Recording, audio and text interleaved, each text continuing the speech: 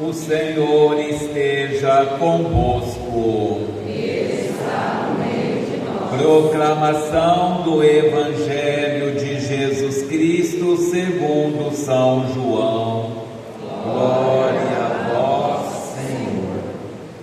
Naquele tempo, disse Jesus: em verdade vos digo, quem não entra no redil das ovelhas pela porta, mas sobe por outro lugar, é ladrão e assaltante. Quem entra pela porta é o pastor das ovelhas. A esse o porteiro abre, e as ovelhas escutam a sua voz. Ele chama as ovelhas pelo nome e as conduz para fora. E depois de fazer sair todas as que são suas, caminha à sua frente, e as ovelhas o seguem, porque conhecem a sua voz, mas não seguem o estranho, antes fogem dele, porque não conhecem a voz dos estranhos. Jesus contou-lhes esta parábola, mas eles não entenderam o que ele queria dizer. Então Jesus continuou: em verdade vos digo, eu sou a porta das ovelhas. Todos aqueles que vieram antes de mim são ladrões e assaltantes, mas as ovelhas não os escutaram. Eu sou a porta. Quem entrar por mim será salvo. Entrará e sairá e encontrará pastagem. O ladrão só vem para roubar, matar e destruir. E eu vim para que tenham vida e a tenham em abundância. Palavra da salvação. Glória a vós, Senhor.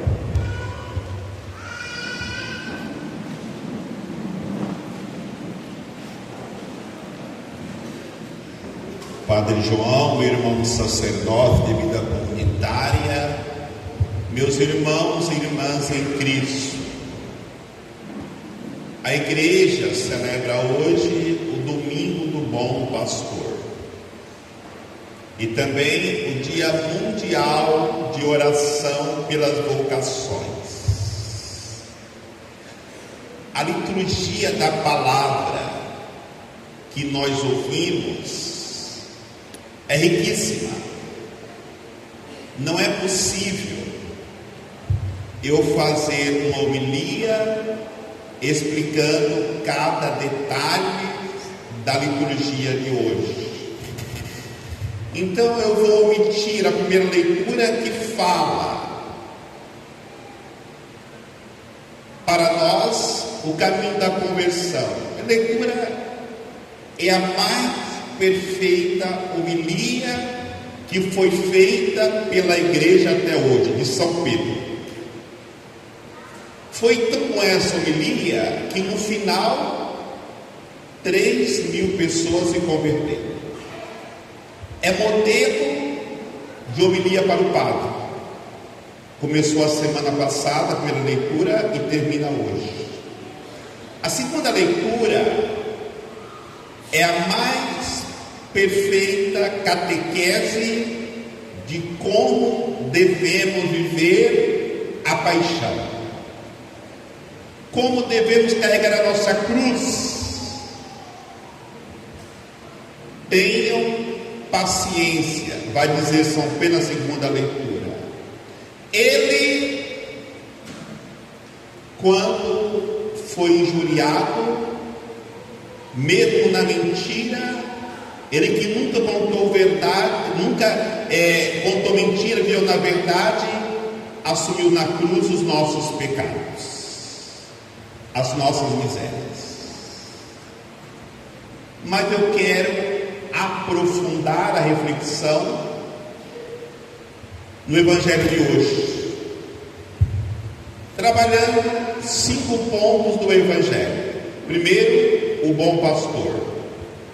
Segundo, o redil. Terceiro, a porta. O quarto, entrará e sairá.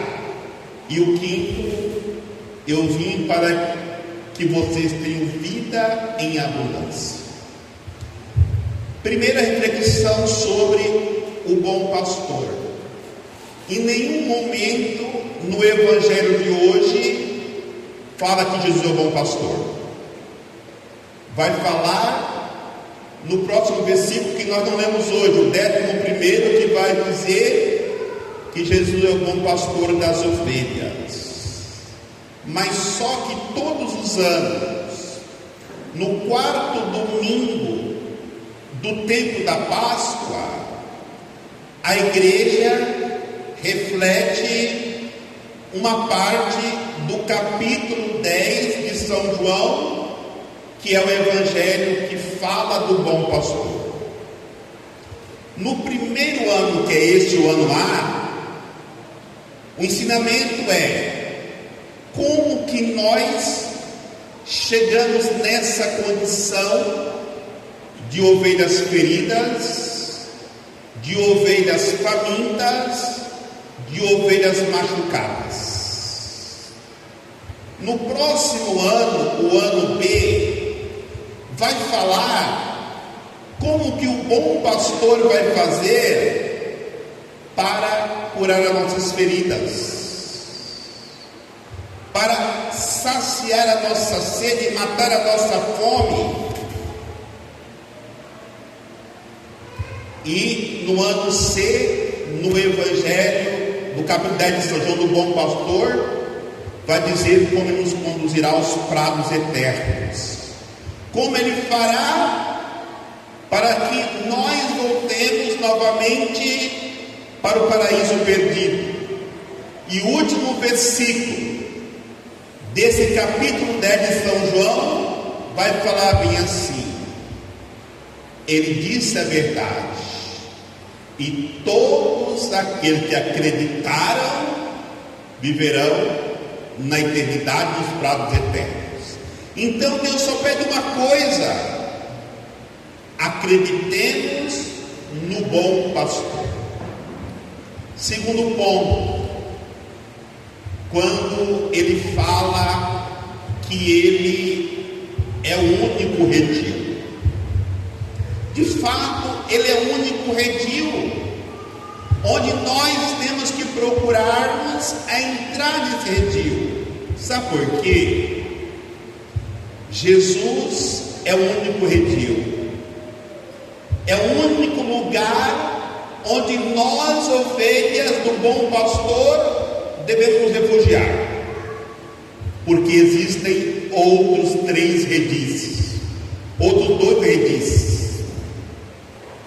O redil que ele nos convida a entrar no céu, mas tem outro redil que é o purgatório, e tem outro que é o inferno. Qual que nós queremos ir? Ninguém é bobo, né? Mas precisamos trabalhar para chegarmos nesse redil que é o céu. E aí existem 3 tipos de ovelhas, ou 3 tipos de pastores, que Jesus define no Evangelho. Eu sou o bom pastor, mas tem também os maus pastores, os maus padres, os maus pais, os maus políticos, os maus professores. Talvez, não posso afirmar isso, esses maus pastores são aqueles que são denominados como ovelhas tresmaiadas, que é branca e preta, uma hora faz o bem, outra hora faz o mal. A ovelha branca é aquela que está no redil do Senhor. Talvez desmaiadas vão passar um bom tempo no purgatório. Porque não assumiu sua responsabilidade como padre, como bispo. Porque não assumiu como deveria as suas responsabilidades como pais, como políticos, que governa, que cuida do povo. Então, gente, saibamos de uma coisa: quando se trata de redil, pode ter certeza, tem muitas pessoas no mundo que estão no redil de Jesus Cristo, mas tem muitos que estão no redil das desmaiadas. Ora faz a vontade do bom pastor, ora se coloca em perigo do lobo. Mas a pior das ovelhas, porque quem está no purgatório tem esperança ainda de ir para o céu, ou melhor, um dia vai para o céu, não vai mais para o inferno. Isso ensina a igreja na sua catequese. Mas a pior das ovelhas são aqueles que são ladrões e assaltantes, as ovelhas negras, aquela que rouba a paz, aquela que rouba a alegria, aquela que rouba a dignidade da pessoa humana, tirando a sua casa, tirando o seu alimento, tirando a sua veste, como vai denunciar lá atrás o profeta Ezequiel, que vive à custa do leite das ovelhas, da lã das ovelhas, da carne das ovelhas. Hoje, no domingo do Bom Pastor, é muito importante nós refletirmos em qual redil eu estou hoje. Das ovelhas brancas, do redil do Bom Pastor, das ovelhas desmaiadas, no redil daquelas pessoas que não assumem a sua responsabilidade, está no caminho do purgatório, ou pior de tudo, estou no redil das ovelhas negras, caminhando cada vez mais para longe do Bom Pastor. A terceira reflexão é sobre a porta. Eu sou a porta das ovelhas. Qual é essa porta? Essa porta é aquela porta que um dia Adão e Eva saíram. É a porta do paraíso. Jesus se coloca no mundo como a porta do paraíso,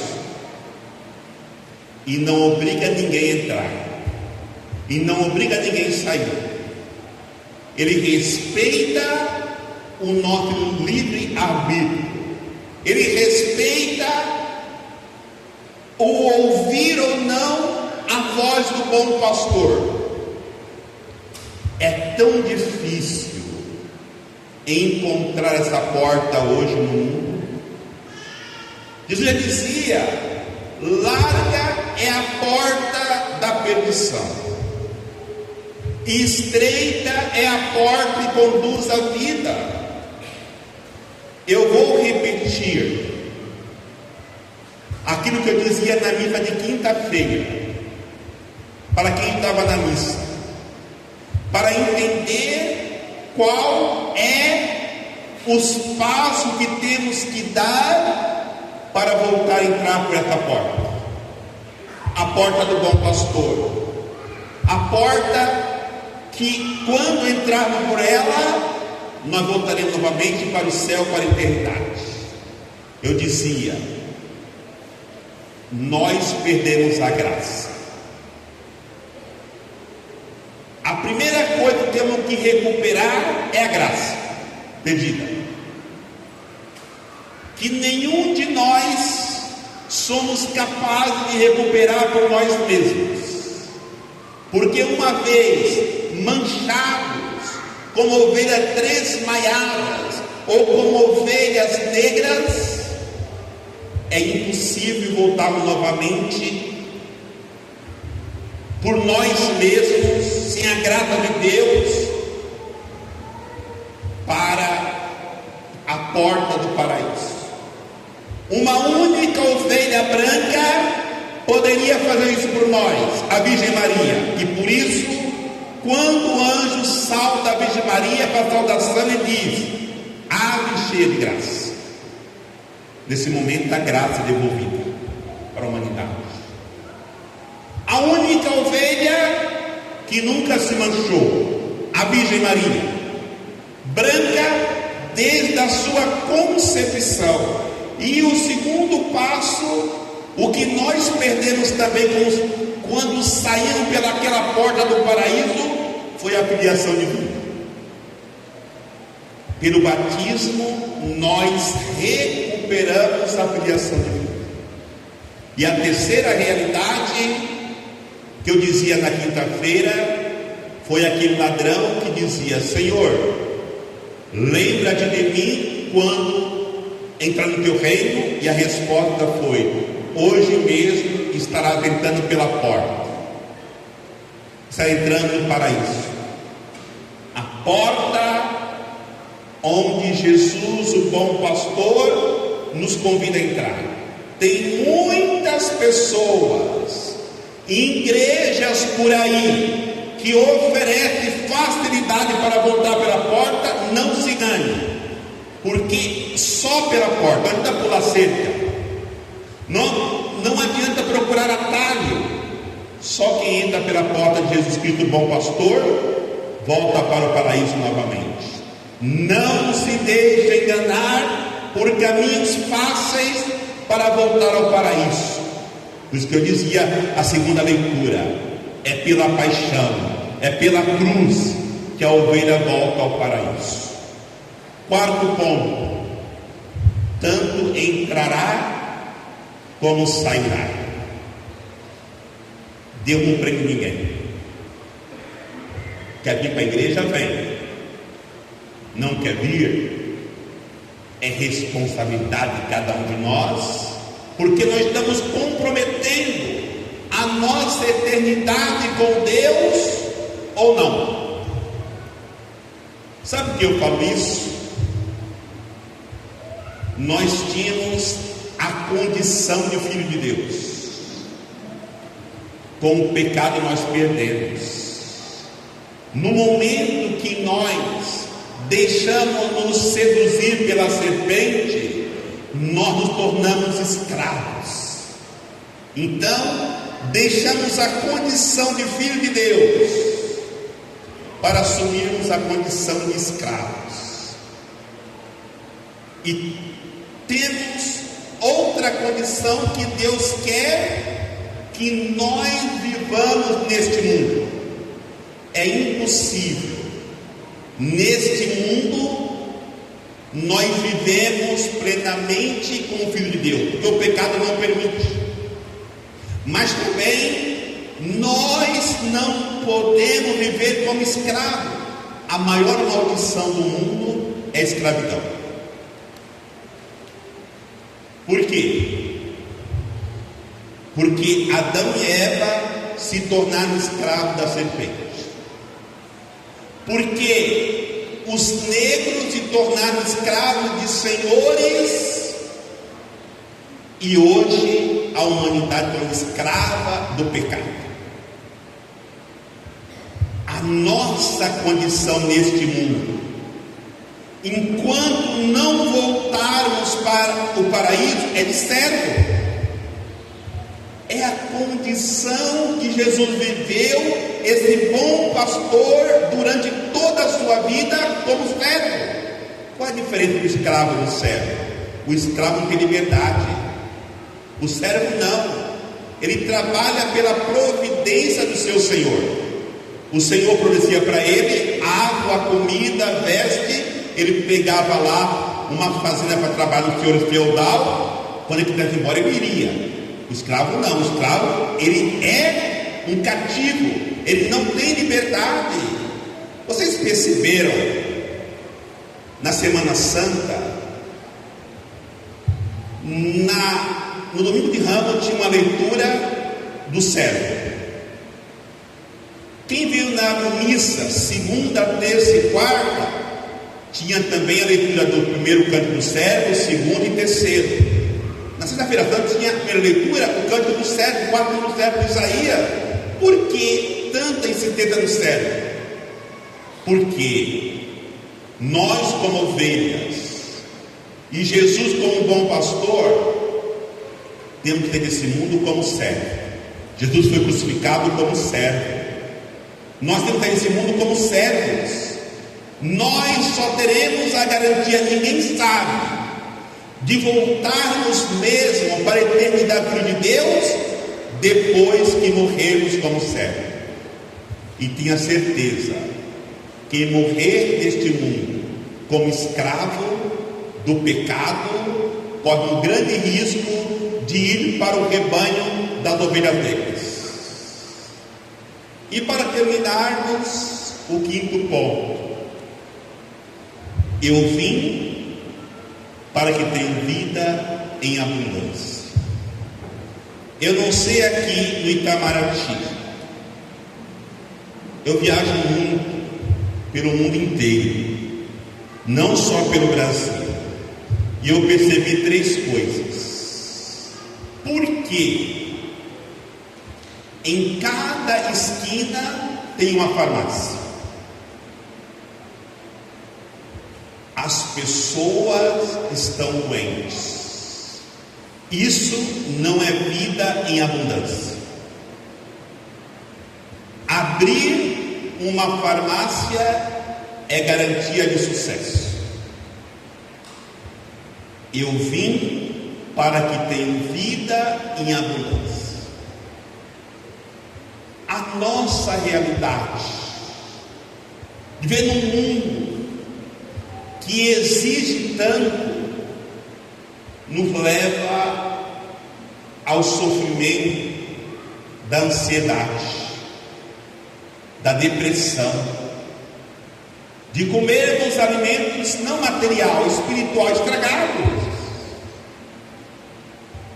Quantas pessoas que eu conheço que para dormir tem que tomar remédio? Não é normal. Não sei se vocês percebem, além da doença física, que recorremos à farmácia, uma profissão mais próspera hoje é psicologia. Eu tenho 2 sobrinhas agora que terminaram psicologia. Uma trabalha como RH no Carrefour e a outra trabalha no hospital. Mas em cada esquina hoje tem consultório de psicologia ou psiquiatria. Por quê? Eu vim para que tenham vida e abundância. Ansiedade é a doença do século. A depressão é a doença do século. Isso não é vida em abundância. Por que tantas doenças? Porque nós estamos indo no caminho contrário ao bom pastor.